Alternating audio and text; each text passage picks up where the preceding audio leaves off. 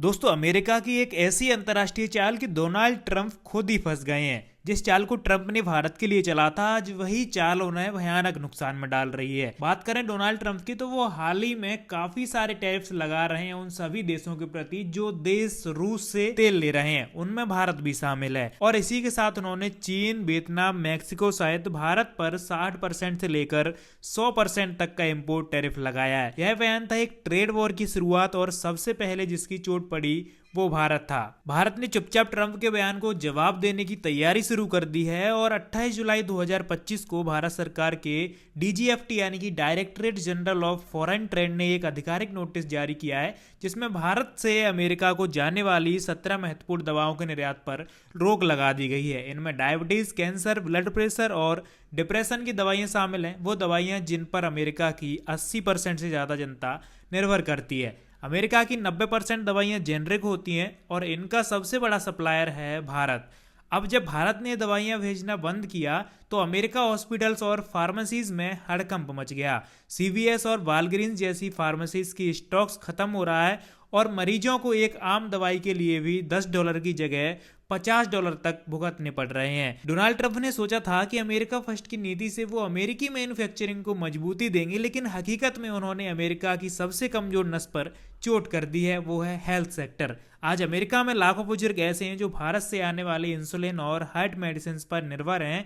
अब उनके पास या तो महंगी दवाइयां खरीदने का ऑप्शन है, या फिर बीमारी को बढ़ने देने का। ट्रंप के बयान और भारत के जवाबी कदम के बाद अमेरिकी नागरिकों ने जबरदस्त नाराजगी दिखाई है। ट्विटर, फेसबुक जैसे प्लेटफॉर्म पर लोग कह रहे हैं कि ट्रंप ने भारत को नाराज करके हमारी जिंदगी से खिलवाड़ किया है। मेरे फादर को ब्लड प्रेशर की दवाई नहीं मिल रही, और ट्रंप चुनाव जीतने की तैयारी में लगे हुए हैं। वहीं भारत की कंपनियां सन फार्मा, सिप्ला और डॉक्टर रेड्डीज अब नई मार्केट तलाश रही हैं, क्योंकि रूस, यूरोप, मिडिल ईस्ट और लैटिन अमेरिका ही इनकी खरीदारी कर पाएगा। भारत ने इसी हफ्ते रूस के साथ एक फार्मा एक्सपोर्ट एग्रीमेंट साइन किया है, जिसमें कहा गया है कि अब भारत रूस को दवाइयां डॉलर के बजाय रूबल और रुपए में बेचेगा। इसका मतलब है कि भारत अब अमेरिका की फार्मा निर्भरता को पूरी तरह कम कर रहा है, और इससे अमेरिका की आर्थिक पकड़ को और झटका लगा है। अब ट्रंप का भारत के खिलाफ टैरिफ पर टैरिफ लगाना उन्हें बहुत संकट में डाल रहा है।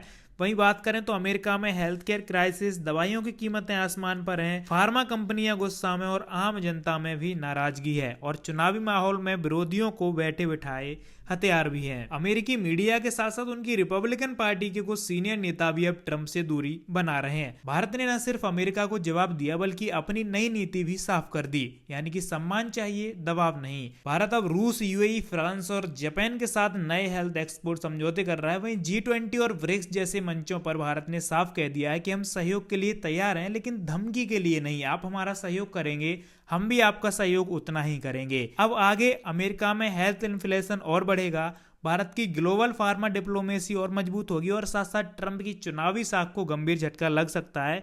अगर स्थिति जल्द न सुधरी तो अमेरिका में दवाइयों का राष्ट्रीय संकट आ सकता है। डोनाल्ड ट्रंप ने एक बार फिर से साबित कर दिया है कि सिर्फ नारेबाजी से विदेश नीति नहीं चलती। भारत को नीचा दिखाने की कोशिश अब उल्टी पड़ रही है, और ये सिर्फ कूटनीतिक हार नहीं, बल्कि इनकी चुनावी हार का भी कारण बन सकता है। तो यही था वीडियो। उम्मीद है आपको वीडियो पसंद आया होगा। वीडियो को लाइक करके अगर मन में कोई क्वेश्चन या फिर क्वेरी है तो नीचे कमेंट करके बता सकते हैं, और अभी तक आपने हमारे चैनल को सब्सक्राइब नहीं किया है तो प्लीज चैनल को सब्सक्राइब जरूर कर लीजिए। मिलते हैं आपसे अगले वीडियो में, तब तक के लिए जय हिंद, जय भारत।